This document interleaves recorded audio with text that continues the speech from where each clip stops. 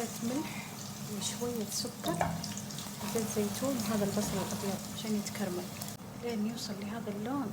نضيف الفلفل الرومي، نضيف برضو عبال ما خلينا الخضار يتشوح. حطيت الستريبس في القلاية الهوائية بشوية زيت زيتون وحقطعه. بعد ما يذبل نبدأ نحط البهارات اللي تبغون. حطيت فلفل مجروش حار، نحط زعتر حاجة خفيفة،